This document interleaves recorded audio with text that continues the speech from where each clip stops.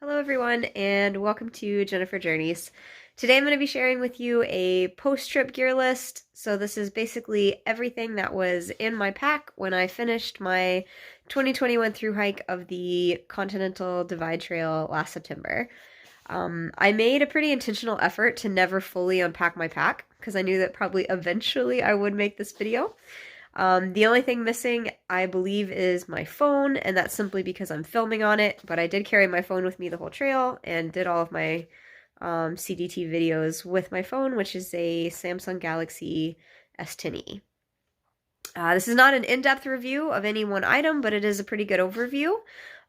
You can see what stayed with me the whole way, what changed several times, things I liked, things I didn't, and you can see some of the mistakes I made, some of the unnecessary things that kind of ended up in my pack towards the end of the trail. So hopefully you find this helpful. And then at the end, we'll do a little bit of bonus footage of some recent winter excursions.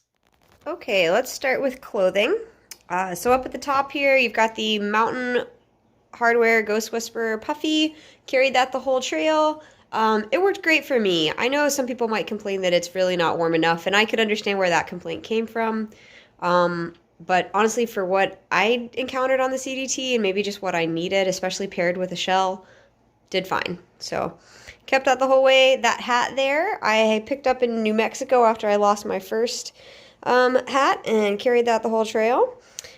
Base layers stayed with me the whole trail as well, so they're both Patagonia Capeline tops and bottoms. And then my little fuzzy sleep socks have stayed with me through 2 trails now, so those may forever be my sleep socks. All of that worked pretty well for me. This glove here, I lost the other glove somewhere in Glacier the very last week. I didn't use these as often as maybe I would have expected to, but when it was really cold in the mornings, I was grateful to have them. A pair of sun gloves. I had to replace these at one point during the trail because they just tore up, but same pair, a pair I got off of Amazon, and you can see the brand.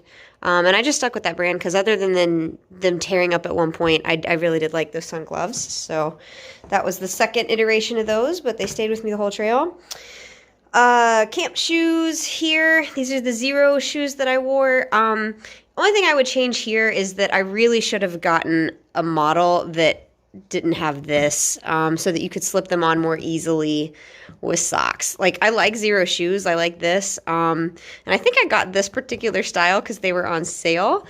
But yes, now I know it would be worth it to me to have something that is a little easier to slip on and off my foot. Like, the strap system here is okay, but it was kind of a pain in the butt to deal with if I was just like trying to quickly get them on or off. So these did stay with me the whole trail, but I would probably make some adjustments in the future as far as a camp shoe.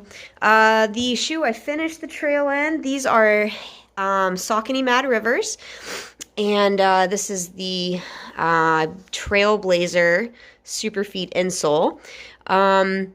I hiked most of this trail in this type of shoe. This is actually the men's Saucony Mad River because by the end of the trail, my feet were big enough that I could finally get into a men's size, which I've wanted forever because they make men's shoes wider than women's shoes. Yeah, these were pretty good. I still don't think I found my perfect trail shoe. These worked okay for me, but I think I will keep trying new things. I am a fan of this insole. I feel like this helped a ton just as far as how much I got out of my shoes and just comfort in general. So I am a fan of the Trailblazer Superfeet insole. All right, other clothing. So I went through 3 shirts on the CDT. So this is shirt number 3, but is the same style shirt that I started with at the very beginning of the trail. It is a hooded button-up shirt by the company Cool. They actually don't make this shirt anymore. Somehow Nate helped me find this shirt. He found it online somewhere. But I really do like that shirt. But like I said, I did go through 3. One of my other shirts was by a different company, Free Fly. They make another sort of sun hoodie. Also a very comfortable shirt, but couldn't stand up to the rigors of the CDT. All right, this pair of pants lasted the whole trail, but barely. Actually, I'm going to throw it away as soon as this video is over. I have kept it mainly just so that I can show you in this video. Also, this is a shoestring from one of my other pants, which I use, one of my other shoes, sorry, which I used as a belt to keep these pants up. But yeah, these pants, they are very, very holey. I actually, somewhere in the last week on trail, I caught the bottoms of them on fire. So there's even more holes somewhere down here. So, yes, they did well. I believe they're Columbia. And they lived a full life on the CDT, and now their life is over. All right, socks and things. Let's see. So I had 2 pairs of Darn Toughs. I had to replace one, actually, because I lost part of the other pair, but replaced those somewhere in the San Juans. And then these changed a few times throughout the trail, but I often had a pair of just sort of cheaper, smaller socks that I used as liners inside of these socks. And I found that my feet do stay a little more comfortable, a little less blistery if I will wear a thin sock as a liner. And I also discovered that kind of any thin sock will do. You don't have to get a fancy sock liner, or at least I didn't. This works just fine for me. 2 pairs of ex officio underwear. Those stayed the same the whole trail. Same thing with the cheap sports bras. I used both of those the whole way. A couple little other accessories here. Rain gear. So this changed several times throughout the trail. I started with Frog Togs and ended with some Frog Tog version here. So this is a Frog Tog top. Pretty cheap. I change these out a lot because I find that when they are in shape, they actually are waterproof, which I don't feel like is true for rain gear. It's a great frustration of mine. Clearly, I'm still searching in the rain gear category. But I finished with this, and you can see it's a bit torn up. And because of that, I got in the habit of carrying like a little extra emergency poncho. This one, it looks like I never even opened, but I did have it with me at the end there just in case things got super rainy. At some point, I also actually switched to a rain skirt. So, beginning of the trail, I had Frog Tog bottoms. Those tore up pretty quickly. In the San Juans, I had another pair of kind of heavier duty rain pants. They were North Face pants, and they were certainly not as light as some of the other pants you can find. And then after the San Juans, I found I wasn't really using them, and so I was like, hey, let me try a rain skirt. And I was actually a fan of the rain skirt. This one I got off of Amazon. You can see this is the little stuff sack for it, Bluefield. So yeah, I think I'd paid $15 or less, so that was a pretty cheap find, but it worked for me. For the rain that I encountered on the CDT, there were a few times that I would wrap this around me, and I appreciated the extra warmth, and then it kept like my butt and my legs dry, but I wasn't as constricted as I would be in pants, and not as hot. It's so hot to hike in rain pants. So yeah, I actually was happy with the change to the rain skirt there. And lastly in the clothing, I did have a head net with me. Only used it a handful of times, but the times that I did, I was grateful to have it. Also in the clothing category would be this collection of like buffs and bandanas and towels. You see this kind of grew throughout the trail.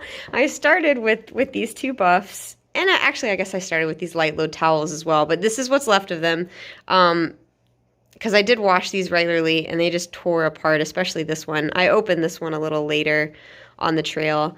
And then acquired another buff. And this was from a friend. And then this one I picked up. It's a little bandana that one of the trail towns makes for the CDT hikers. I believe it was Pineville. I think, could be wrong. Anyway, so that was really neat. So I probably don't need all of this in this category, but I did have it all in my backpack at the end of the trail. And I definitely find this kind of stuff useful for cleaning up messes, or with buffs, you can wear them, keep you warm, so you probably don't need this much, but something along those lines is nice. Also, this hat stayed with me the whole way. Let's move over here to the big 4, because fortunately not really a lot of change in this area, so I think that's a good thing. This is my tent setup, so it's in a different stuff sack, but this is the Z-Packs Duplex, which I used the whole time. The stuff sack that they send with it did just tear apart, so I picked up this stuff sack at some point along trail. But yeah, Duplex is in there. Use these stakes the whole time. These stakes actually go with my Big Agnes tent that I carried on the PCT. These work just fine for me with this tent. And then the Z-Packs trekking poles, which I used for trekking and then also setting up my tent. I really liked these poles. I did have one break on me at one point during the trail, but because Z-Packs does have a warranty on their stuff, I contacted them and they sent me a new pole, which was awesome. So yeah, I actually really did like those poles quite a bit. Let's see, sleep system. So this is my Enlightened Equipment 10-degree Revelation quilt. I've put it in its bigger storage sack there. Quilt did great. I loved it on the PCT. Did great for me on the CDT. I will probably continue to use that quilt for backpacking trips. And then I did carry this Sea to Summit silk liner. I didn't use this as much as you would think. People say the CDT is often colder than they expect. And maybe I expected it to be cold, and so my expectations were different. I would say I more often used this in this sack, which is the sack that comes with my Therm-A-Rest here.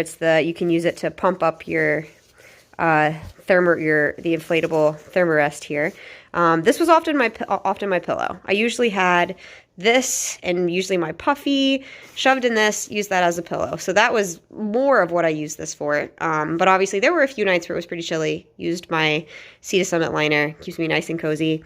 And I already mentioned my sleeping pad here. So this is the women's Therm-A-Rest Neoware X-Lite.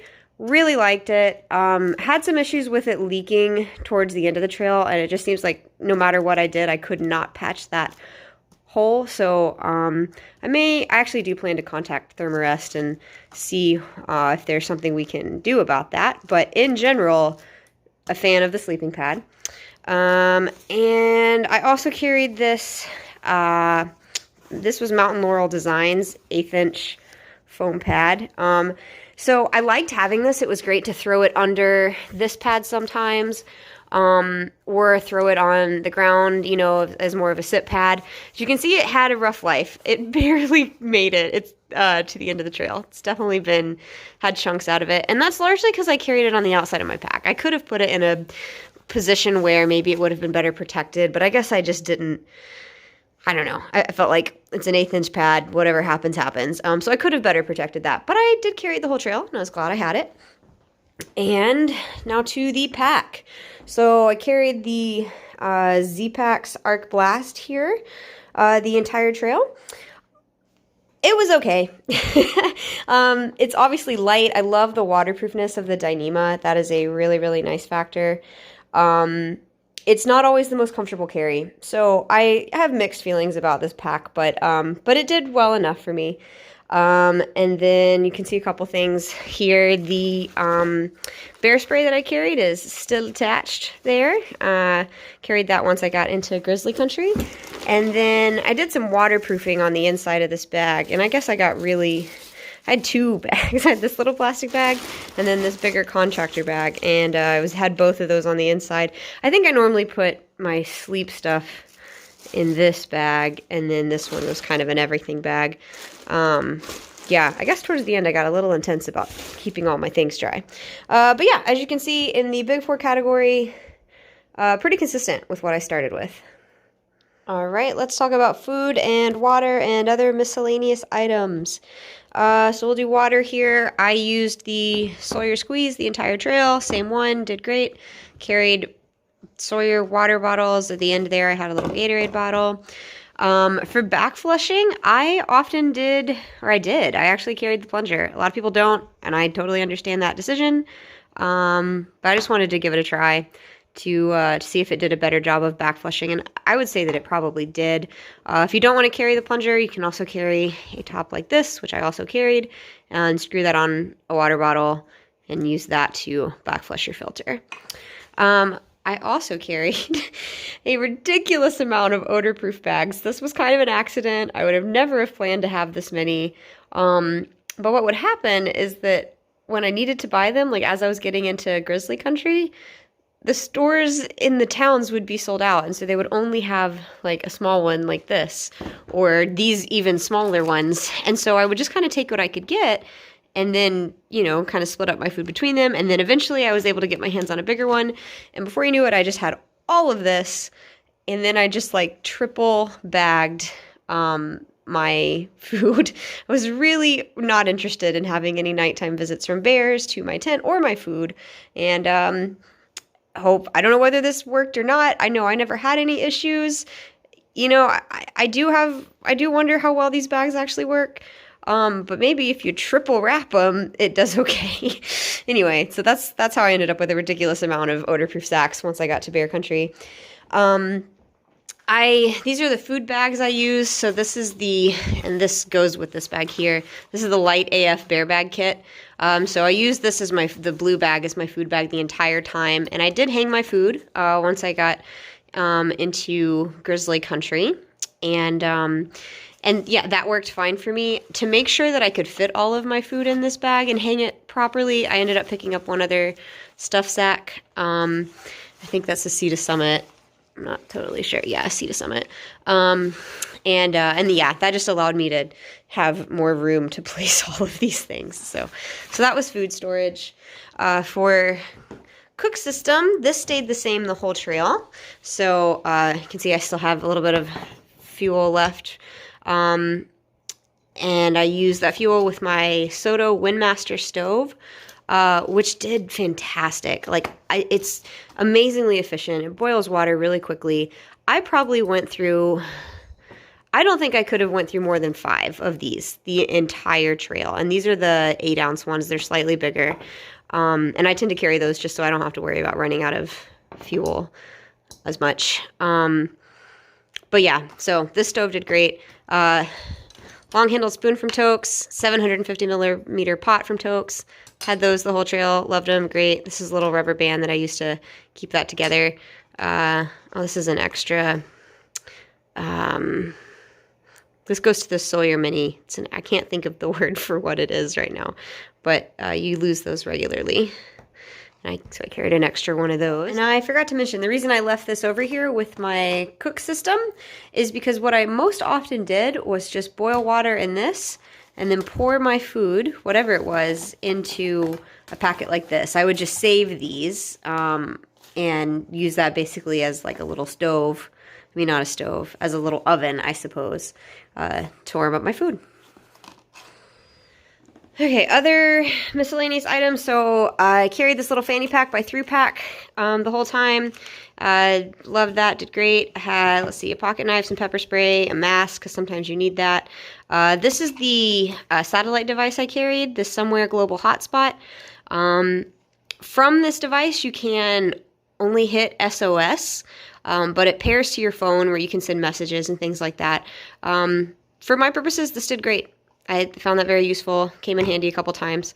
And then this was just kind of for fun. I found this in here when I went through here, because I really didn't unpack this pack because I knew that I would have probably eventually do a video. And so you can see, like, I was mapping out all my days, basically from Butte to the end of the trail. These are my estimates for when I'd get to the terminus, and I don't know. It's just kind of cool. It's just a random little thing I found in there that I'm going to probably throw away now, but it's neat that it was there. So you can see kind of how my planning process goes. Scribble it down on a piece of paper as I'm doing it.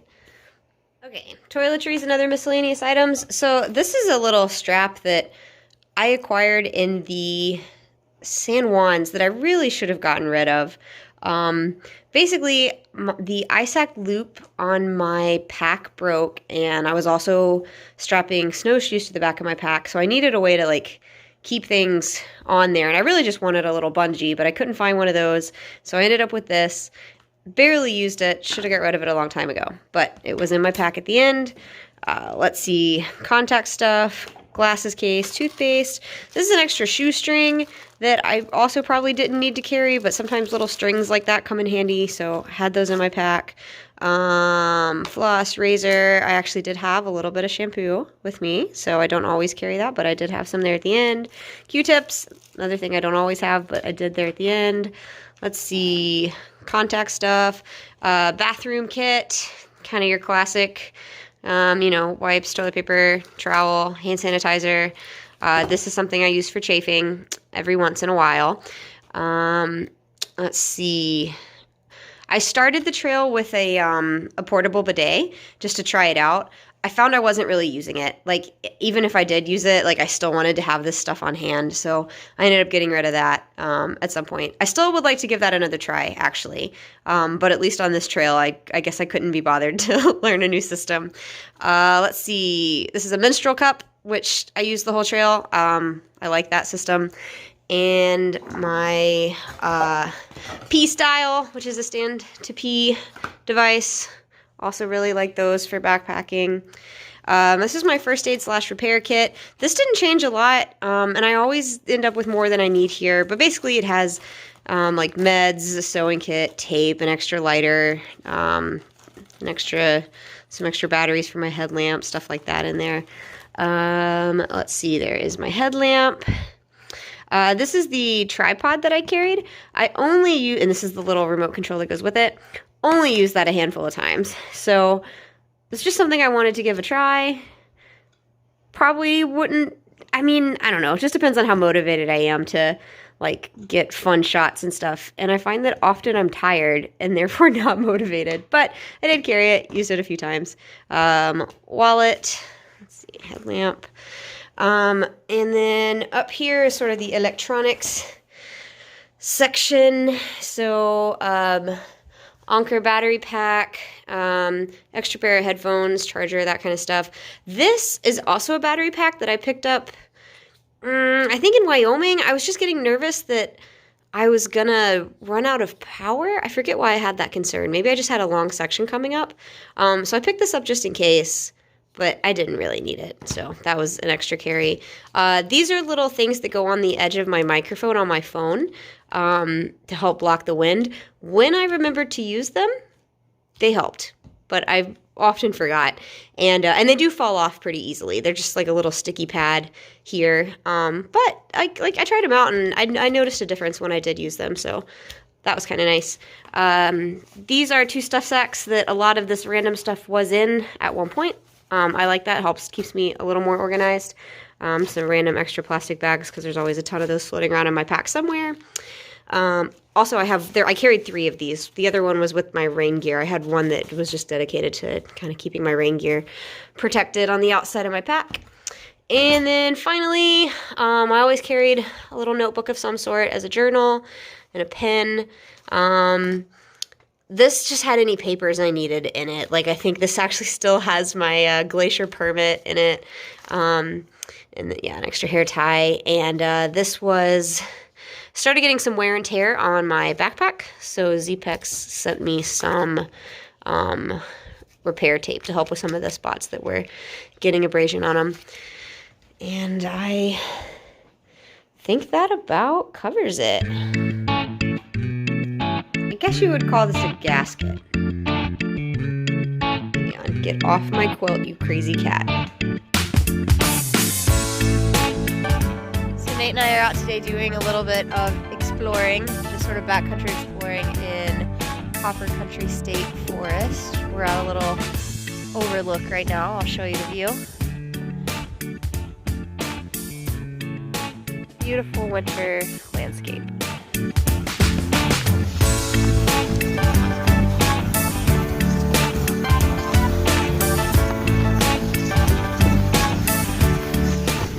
Cross-country skiing in the park. It's super cold, but the sky and the snow is very pretty.